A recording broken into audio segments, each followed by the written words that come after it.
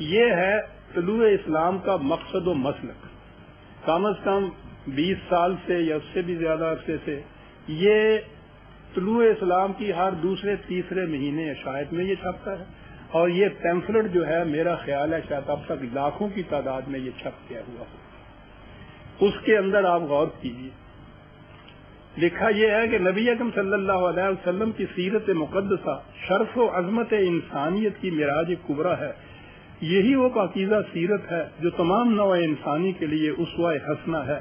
حضور کی سیرت طیبہ کا جو حصہ قرآن کریم کے اندر محفوظ ہے اس کے قطعی یا یقینی ہونے میں کسی قسم کا شک و شبہ نہیں. باقی رہا وہ حصہ جو قرآن سے باہر ہے، سو اس میں اگر کوئی بات ایسی ہے جو قرآن کے خلاف جاتی ہے یا جس سے حضور پر معاذ اللہ کسی قسم کا تان پایا جاتا ہے تو ہمارے نزدیک وہ بات غلط ہے، اسے حضور کی طرف منسوب نہیں کرنا چاہیے. یہی اصول صحابہ کبار کی سیرت کے متعلق بھی سامنے رکھنا چاہیے. اس میں لکھا یہ ہے میں نے کہ اس وقت ملک میں مسلمانوں کے مختلف فرقے مختلف قسم کی الگ الگ نمازیں پڑھتے ہیں، ان میں اختلافات پائے جاتے ہیں. کسی شخص کو اس کا حق حاصل نہیں کہ وہ ان میں جس طریقے سے بھی یہ پڑھتے چلے آ رہے ہیں ان میں کسی قسم کا رد و بدل کرے یا کسی نئی وضع کی نماز ایجاد کرے یا اس میں کوئی تفریق کرے. اس میں لکھا یہ ہے کہ یہ چیز اگر کسی وقت اسلامی مملکت قائم ہو گئی، اس کا کام ہے کہ امت میں وحدت پیدا کرنے کے لیے کوئی طریقہ اختیار کرے، لیکن کسی فرد یا کسی گروہ کو آج اس کا حق نہیں پہنچتا.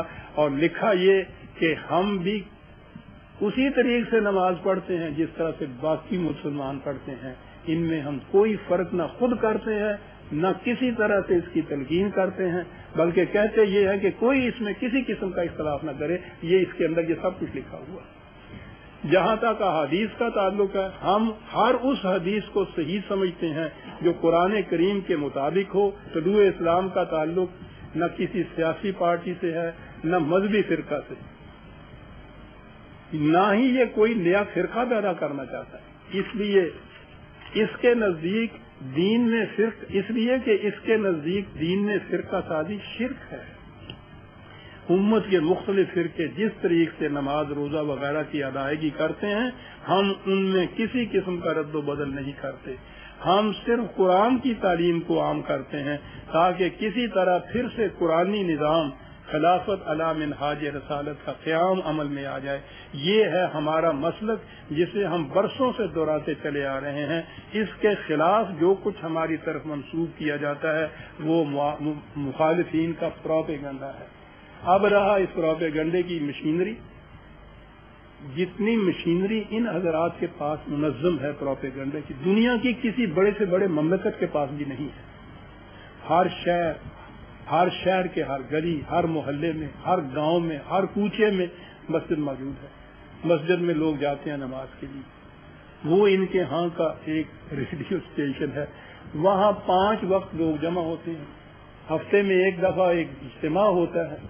وہاں سے کوئی آواز کسی کے خلاف جو اٹھے سارے ملک کی مساجد میں سے وہ آواز بجا وقت اٹھ جاتی ہے اور وہاں سے پھر وہ نمازی لے کے باہر آتے ہیں.